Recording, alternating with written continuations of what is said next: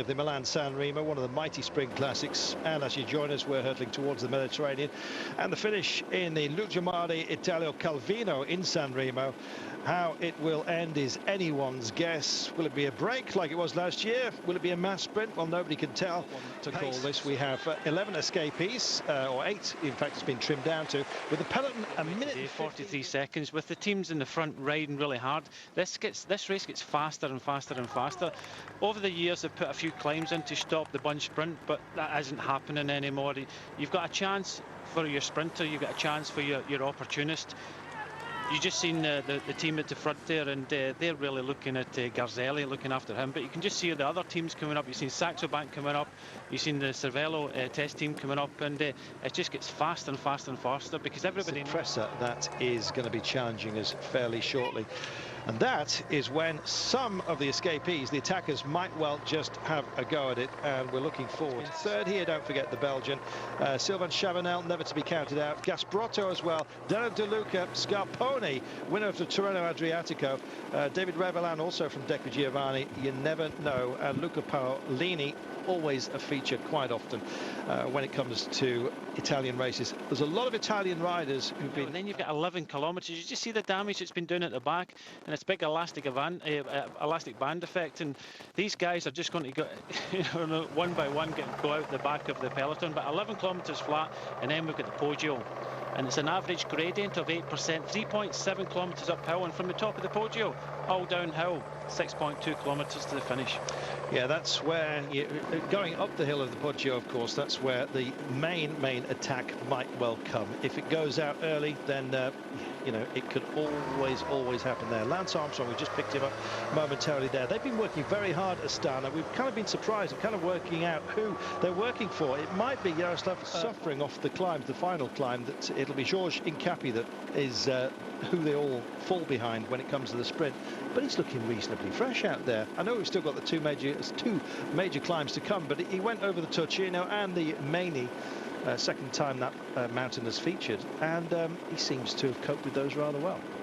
He has coped with them really well, but this is the time, and Garzelli's in there in second wheel in the red, and the lime green you've got Nibali also in there, but a lot of these guys, Sylvain Chavanel in there for Quick Step, and sitting in about 5th or 6th place. So all the people that we thought are on form at the moment are up near the front, and this is going to be an exciting final 24 kilometres. Well, some would say going up the suppressor is possibly just a little bit too early. It really does wind like a snake, as you can see. Tremendous amount of turns as they head into the suppressor descent. Well, now, if they have managed to blow it apart, they may well just hold it on out there. You never know. Will it be an escape? Will it be a sprint? It's always hard to count. Not to be discounted either. Did great job, of course, on the third stage of Tirreno Adriatico, and of course he beat Mark Cavendish on the line, let's not forget. It is. We're just looking at these two sprinters here. Tom Boonen just at front, 181, 177 Pataki.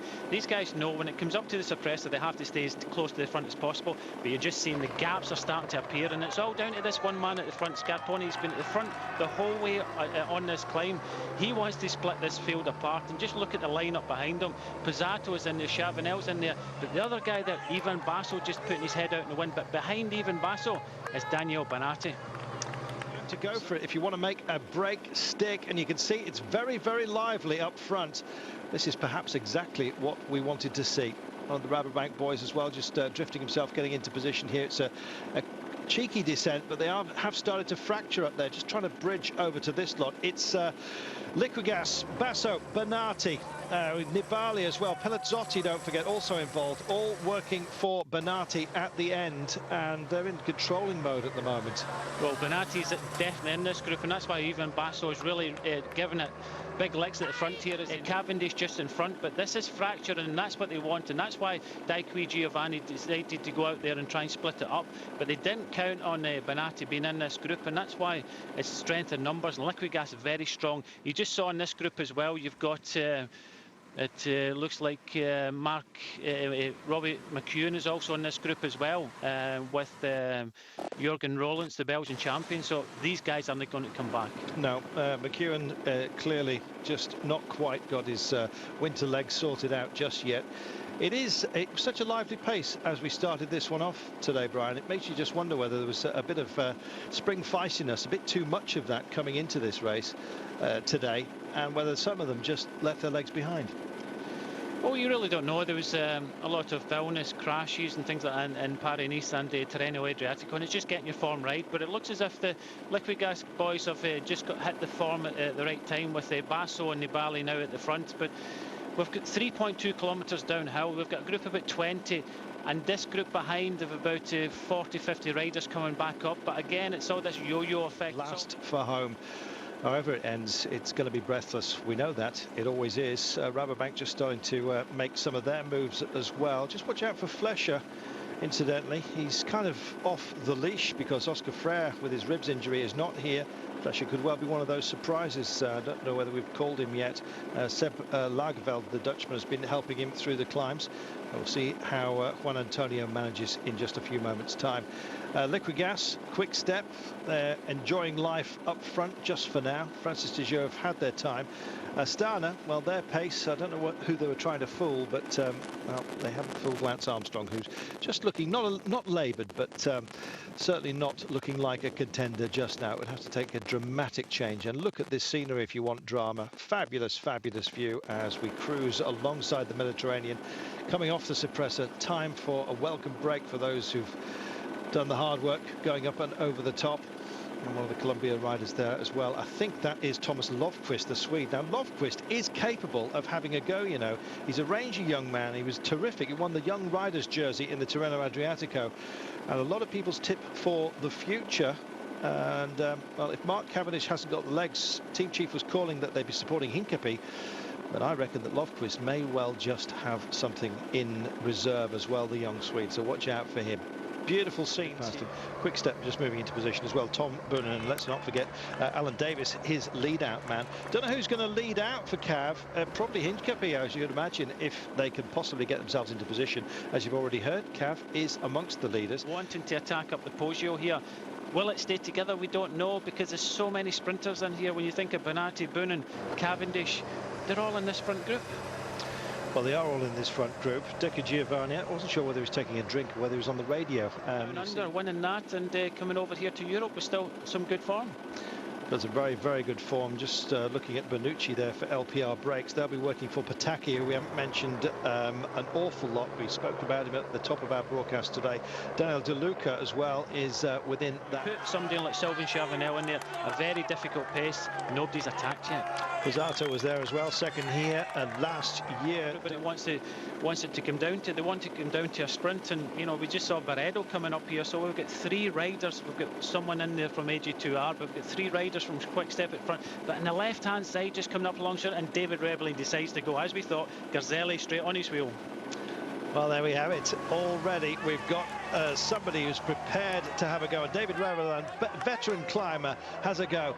Look at him. It doesn't look like he's overly comfortable here.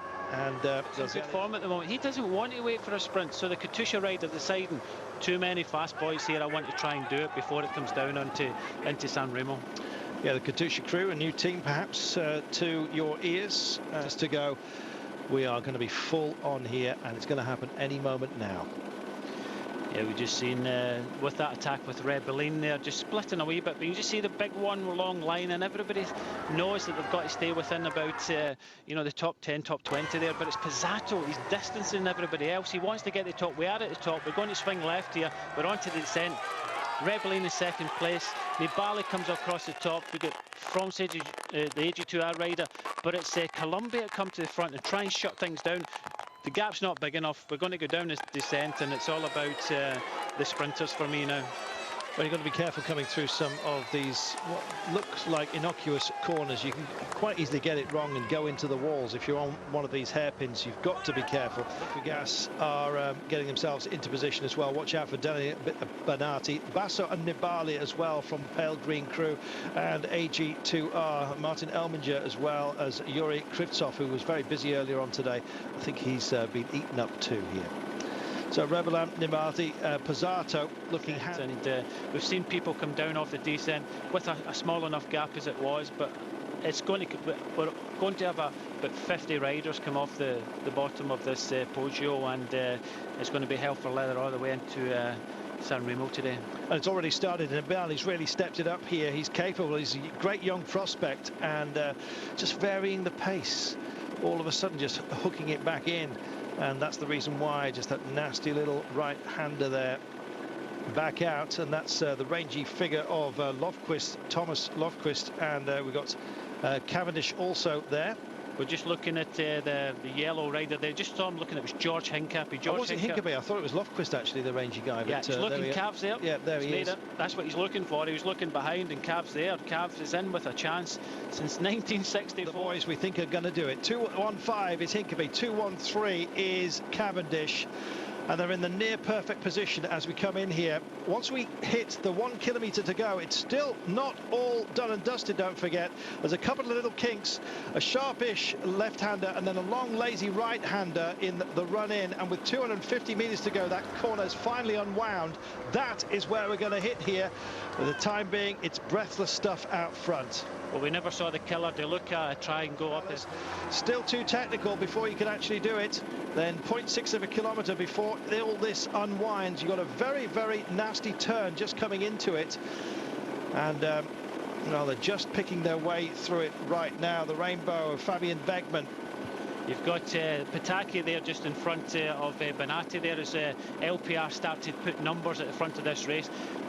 And Bonatti, Cavendish comes up the right-hand side, so the main sprinters, Hushoff is in there in the black as well, so this Pataki, we've not seen Boonen yet as we go into the last kilometre. Well, Quick Stepper moving up into this one as well. Everybody fancies a piece of it. LPR brakes are there. There's Cavendish looking so calm. He's almost trundling at the moment. Time for the bikes to get out of the way because they're going to come through like a train. And Hincapie starts to pick up the pace here. Bikes are waving themselves off. The whistles are blazing here. And up to the front, that's Hincapie. Where is Cavendish? He's about 3 riders back. He's on exactly the position he wants to be. Right of the field, left of your screen. And there goes Hincapie. He picks up the pace. Where's Cavendish? Has he been lost just as we come around that one of the penultimate corners here?